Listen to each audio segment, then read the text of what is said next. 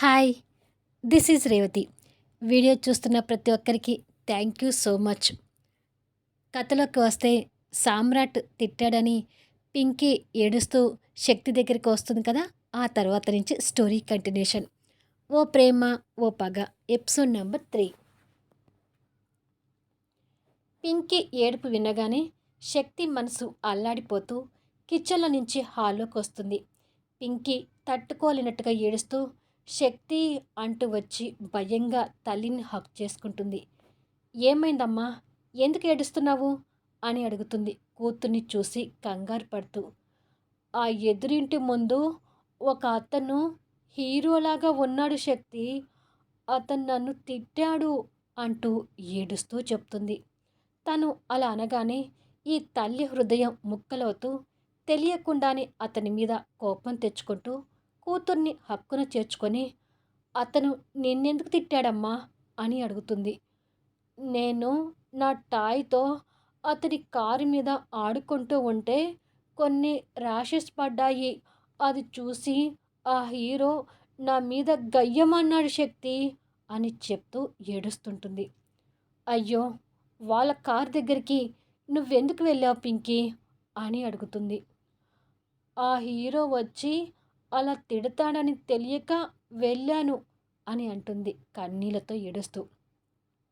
శక్తి పింకీని హత్తుకొని తెలియక చేసిన దానికి పసిపాపను పట్టుకొని ఆ మనిషికి అలా ఎలా తిట్టాలనిపించింది అని మనసులో తిట్టుకొని, ఊరుకో తల్లి, అతను కనిపిస్తే నేను అతని సంగతి చెప్తానులే అని అంటుంది.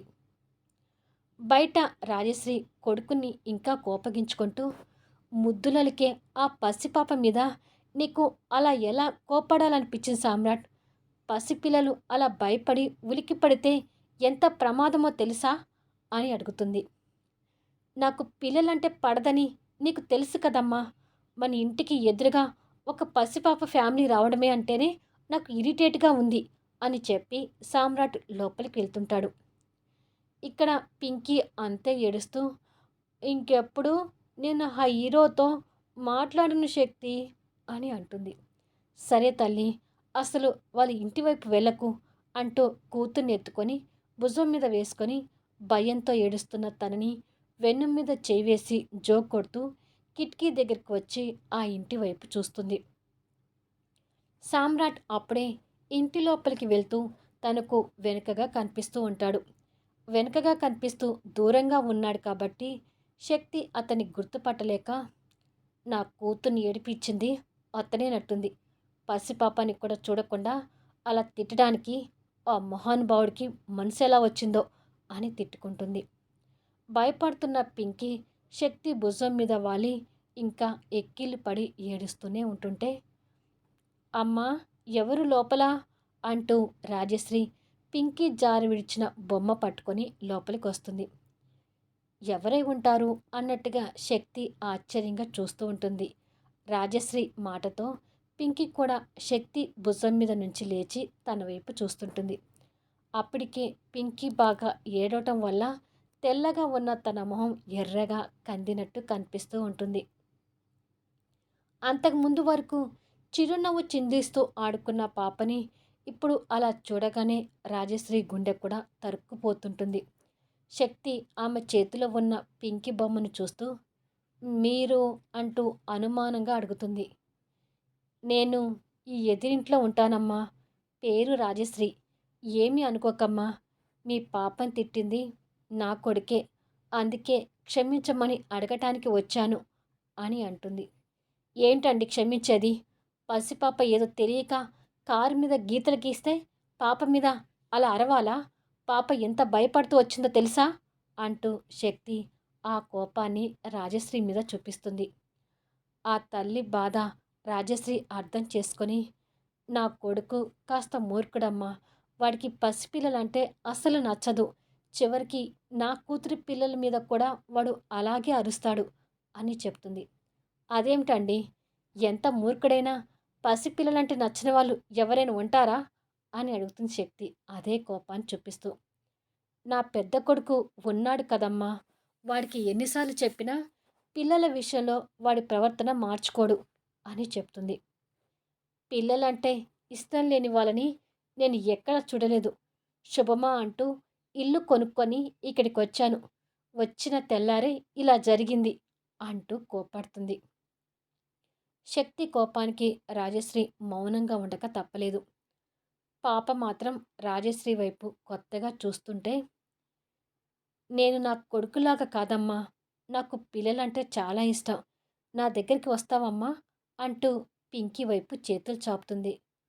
ఓ వస్తాను అంటూ పింకీ రాజశ్రీ వైపుకు వాలగానే రాజశ్రీ నవ్వుతూ పింకీని ఎత్తుకొని ఆప్యాయంగా ముద్దు పెట్టుకుంటుంది. పింకీ కూడా ఆమె ఆప్యాయతను కొత్తగా చూస్తుంటుంది. పాప బంగారు బొమ్మలాగా ఉంది అంటూ మనోరాలని తెలియకపోయినా ఆప్యాయతను పంచుతుంటుంది. జరిగిన దాంట్లో మా పాపకు మిస్టేక్ కూడా కొంత ఉంది. మా పాపకి కొత్త పాత అంటూ ఏమీ ఉండదండి. అందరితో బాగా కలిసిపోతుంది అని అంటుంది శక్తి. పిల్లలు ఇలాగే ఉండాలమ్మా అంటూ రాజశ్రీ ఆ పాపని హక్కును చేర్చుకొని నీ పేరేమిటమ్మా అని అడుగుతుంది. పింకీ అని ముద్దుగా చెప్తుంది. కూర్చోండి అంటూ శక్తి తనకు చేయి చూపిస్తుంది. నేను టాయ్తో ఆడుకుంటానండి అని చెప్పి పింకీ దిగి తను తీసుకొచ్చిన టాయ్ తీసుకొని కారిడార్లోకి వెళ్ళిపోతుంది. కానీ పింకీ చూపు ఆ ఇంటి మీదనే ఉంటుంది. ఆ హీరో కోసం తొంగి తొంగి చూస్తుంటుంది. ఎంతైనా రక్త సంబంధం కదా. పాప వెళ్ళిపోయిన తర్వాత రాజశ్రీ శక్తిని అప్పుడు గమనిస్తుంది. శక్తి నైటీలో కనిపిస్తూ మెడలో పుస్తల కనిపించకుండా సింపుల్ చైన్ ఉంటుంది. కాళ్ళకి మెట్టెలు కూడా కనిపించవు. అనుమానంతో శక్తిని చూసి పింకీ వాళ్ళ డాడీ అని అడుగుతుంది. పాప తండ్రిని గుర్తు చేయగానే శక్తికి ఆ చేదు సంఘటన గుర్తొస్తూ కళ్ళు ఎర్రగా మారుతూ చచ్చాడు అని కసిగా చెప్తుంది. తను చెప్పిన విధానానికి రాజశ్రీ ఆశ్చర్యపోతూ ఏంటమ్మా అని అడుగుతుంది. దాంతో శక్తి ఆ ఆలోచన నుంచి బయటకొచ్చి అదే పాప తండ్రి గురించి అడిగారు కదా, చనిపోయాడని చెప్తున్నాను. ఉండండి మీకు కాఫీ కలిపి తీసుకొస్తాను అని చెప్పి ఇక ఆ విషయం గురించి ఎక్కువ మాట్లాడకుండా కిచెన్లోకి వెళ్ళిపోతుంది. పాపం మహాలక్ష్మిలాగా కనిపిస్తున్న అమ్మాయికి చిన్న వయసులోనే భర్త దూరమయ్యాడన్నమాట అని జాలిపడుతూ ఇల్లంతా గమనిస్తూ ఉండగానే శక్తి కాఫీ తెచ్చిస్తుంది. ఇద్దరూ కాఫీ తాగుతూ కూర్చుంటారు. శక్తి శక్తి అంటూ అదే పేరు జపం చేస్తావేంటి భరత్? ఇక నువ్వు తనని మర్చిపోవా అని అడుగుతుంది రత్నప్రభ అద్దంలో రాజకుమారి వర్చస్సు కలిగిన భరత్ని చూస్తూ. భరత్ ఒత్తుగా ఉన్న తన జుట్టుని కోమ్తో హ్యాండిల్ చేస్తూ ఎప్పటికీ మర్చిపోను అత్త. అసలు శక్తి నన్ను వదిలిపెట్టి ఎందుకు వెళ్ళిందో, ఎన్నాళ్ళు నాకు కనపడకుండా దూరంగా ఉంటుందో నేను చూస్తాను అంటూ శక్తి దూరం అయిందనే కోపంతో మాట్లాడుతూ ఆఫీస్కి రెడీ అవుతుంటాడు. భరత్ మాటలు రత్నప్రభని అసహనానికి గురి చేస్తూ భరత్ సహాయం కోసం వచ్చిన శక్తిని బయటికి గెంటింది గుర్తు తెచ్చుకొని ఆ రోజు శక్తి వచ్చిందని వీడిని కలవనివ్వకుండా పంపించానని తెలిస్తే నా మీద విరుచుకుపడతారు. ఎప్పటికీ ఆ విషయం తెలియనివ్వకూడదు అని అనుకుంటుంది. భరత్ ఆఫీస్కి రెడీ అయి ఆప్యాయంగా రత్నప్రభ రెండు భుజాలు పట్టుకొని నా తల్లిదండ్రులు యాక్సిడెంట్లో చనిపోయిన తర్వాత నాకు అన్నీ మీరే పెంచారత్త. ఆ గౌరవం మీ మీద నాకు ఎప్పటికీ ఉంటుందత్త. నా తల్లిదండ్రుల ప్రేమ నాకు తెలియకపోయినా ఆ స్థానంలో మీ ప్రేమను పొందాను. అలాగే శక్తి ప్రేమను కూడా పొందాను. ఈ జన్మకు శక్తిని నా భార్య. దయచేసి శక్తి విషయంలో నా మనసు మార్చాలని ప్రయత్నం చేయకండి అని చెప్పి చేతి వాచ్ చూసుకుంటూ పక్కనే తగిలించిన ఫార్మల్ సూట్ని చేతి మీద వేసుకొని మరో చేత్తో ఆఫీస్ బ్యాగ్ పట్టుకొని నా ఆఫీస్ టైం అవుతుంది, వెళ్తున్నాను అత్త, బాయ్ అని చెప్పి వెళ్ళిపోతాడు. రత్నప్రభ తల పట్టుకొని అక్కడే సోఫాలో కులబడి ఆ శక్తి దూరమే ఈ నేలైనా భరత్ మనసులో నుంచి శక్తిని దూరం చేయలేకపోతున్నాను అని అనుకుంటుంది. భరత్ బయటకు వచ్చి కార్ తీయబోతూ మేనేజర్కి ఫోన్ చేసి ఈసారైనా ఆ సామ్రాట్ మీద గెలవాలి, నేను అనుకున్న కోర్ట్‌కి ఫైల్ రెడీ చేశారు కదా అని అడుగుతాడు. చేశాను సార్. మీరు వచ్చి ఒక్కసారి ఫైల్ చెక్ చేస్తే ఇక మనం టెండర్ సబ్మిట్ చేయొచ్చు అంటూ అటు నుంచి మాటలు వినిపిస్తుంటాయి. ఓకే. నేను డైరెక్ట్‌గా కన్‌స్ట్రక్షన్ ఆఫీస్‌కి వస్తున్నాను. మీరు కూడా ఫైల్ తీసుకొని అక్కడికి వచ్చేయండి. అక్కడి నుంచి వెళ్ళి టెండర్ సబ్మిట్ చేద్దాం అని చెప్పి ఫోన్ పెట్టేసి భరత్ కారులో కూర్చొని స్టార్ట్ చేసి సమ్రాట్ అంటూ గొంతులో నుంచి ఆ 3 పదాలు కోపంగా పలికి రయ్యన దూసుకెళ్తుంటాడు. భరత్, సామ్రాట్ ఎంత శత్రువులు అనేది భరత్ వెళ్ళే కార్ స్పీడ్‌లో తెలుస్తుంటుంది.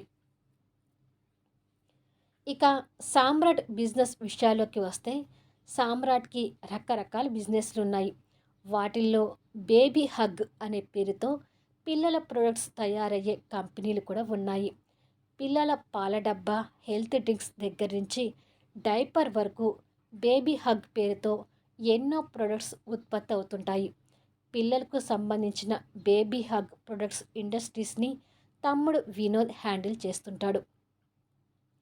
ఇక software solution, ad agency, construction, real estate వీటిని సామ్రాట్ హ్యాండిల్ చేస్తుంటాడు. ఇవే కంపెనీలు భరత్ కూడా స్థాపించి సామ్రాట్‌ని ఎదుర్కొనే ప్రయత్నం చేస్తుంటాడు. అసలే బిజినెస్ హ్యాండిల్ చేయడంలో సమర్థవంతుడు అనే పేరు ఉన్న సామ్రాట్‌కి చంద్రమౌళి రాజకీయ నేత పలుకుబడి, అతనితో పార్ట్నర్‌షిప్ సామ్రాట్‌కి మరొక బలం కావడంతో భరత్‌కి అందకుండా బిజినెస్‌లో దూసుకొని వెళ్తుంటాడు. అంతేకాదు సామ్రాట్ ఒక మోడల్ కూడా. ఇక సామ్రాట్ భరత్ గురించి కథలో పోను పోను తెలుస్తుంటుంది. అమ్మా, ఎక్కడ ఉన్నావు అంటూ వినోద్ తల్లిని వెతుక్కుంటూ సామ్రాట్ రూమ్లోకి వచ్చి, అమ్మ నీ రూమ్లో కూడా లేదు, ఎక్కడికి వెళ్ళింది అన్నయ్య అని అడుగుతాడు ఆఫీస్కి రెడీ అవుతున్న సామ్రాట్ని చూస్తూ.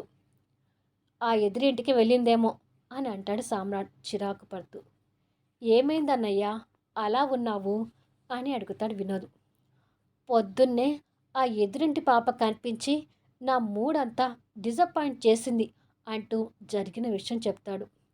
అయ్యో అన్నయ్య, పసిపాప మీద అలా అరుస్తారా అని అడుగుతాడు వినోద్. ఇప్పటి వరకు అమ్మ నాకు బ్రెయిన్ వాష్ చేయడానికి చూసింది, ఇప్పుడు నువ్వు మొదలు పెట్టావా అంటూ తమ్ముడి మీద ఫైర్ అవుతాడు. మేము ఎంత చెప్పినా పిల్లల విషయంలో నువ్వు మారవు కదా అంటాడు వినోద్. సామ్రాట్ తమ్ముడి వైపు కోపంగా చూస్తూ, ఇంకా టీ షర్ట్ షార్ట్లోనే ఉన్న తమ్ముడిని ఒకసారి చూసి, ఆఫీస్ టైం అవుతుంటే రెడీ కాకుండా ఇంకా ఈ అవతారంలో ఉన్నావేంటి అని అడుగుతాడు.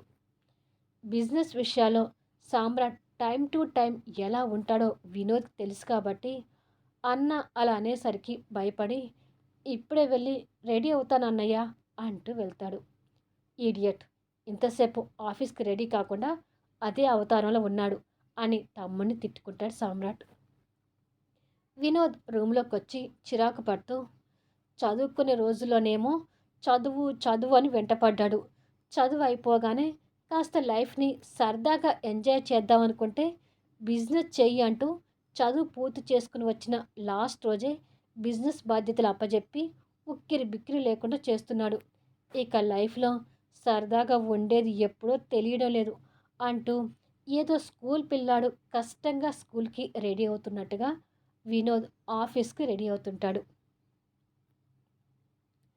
సామ్రాట్ ఎంత స్ట్రిక్ట్ సీరియస్గా ఉంటాడో వినోద్ అంత సరదాగా ఉండే మనిషి. పాపం వినోద్ కష్టాలు.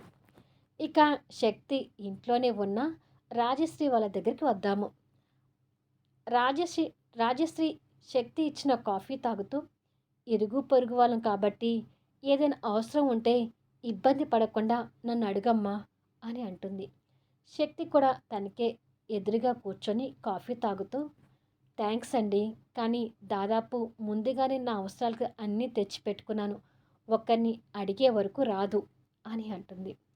సరేనమ్మా, కానీ ఏదైనా అవసరం ఉంటే మాత్రం నేను ఒకదాన్ని ఉన్నానని మర్చిపోకు అంటుంది రాజశ్రీ. అలాగే అంటుంది శక్తి. కాఫీ తాగిన కప్పు పక్కకు పెట్టి, ఇక నేను వెళ్తానమ్మా, పాప జాగ్రత్త అంటుంది. ఒక్క నిమిషం ఆగండి అని చెప్పి లోపలికి వెళ్తుంది. ఎందుకు ఆగమన్నది అన్నట్టుగా రాజశ్రీ ఆలోచిస్తూ ఉంటుంది. శక్తి లోపలికి వెళ్ళొచ్చి ఒక 500 రూపాయల నోటు రాజశ్రీ చేతిలో పెట్టి, మా పాప వల్ల మీ కారు మీద గీతలు పడ్డాయంట కదా, దానికి ఈ అమౌంట్ ఉంచండి అని అంటుంది. తను అలా అమౌంట్ ఇవ్వడం రాజశ్రీ ఆశ్చర్యపోతూ, అయ్యో, కారు మీద పడిన చిన్న గీతలకి డబ్బు ఇవ్వటం ఏంటమ్మా, ఏం వద్దు అని అంటుంది. అలా అనకండి, ఈ డబ్బు తీసుకెళ్ళి మీ అబ్బాయికి ఇవ్వండి. పసిపిల్లల్ని అలా తిట్టడం పద్ధతి కాదని నా మాటగా ఒకసారి చెప్పండి అని అంటుంది. వీడియో ఎలా ఉంది అనేది, అంటే కథ ఎలా ఉంది అనేది దయచేసి కామెంట్స్లో తెలియచేయండి. కథ కనుక మీకు నచ్చితే లైక్స్ ఇవ్వడం మాత్రం అస్సలు మిస్ కావద్దు. మీరిచ్చే లైక్స్, కామెంట్స్ నాకు ఇంకాస్త ఎంకరేజ్ చేస్తుంటాయి. సో వీడియోస్ కూడా డైలీ ఇవ్వడానికి చూస్తాను. మళ్ళీ నెక్స్ట్ వీడియోలో కలుద్దాము.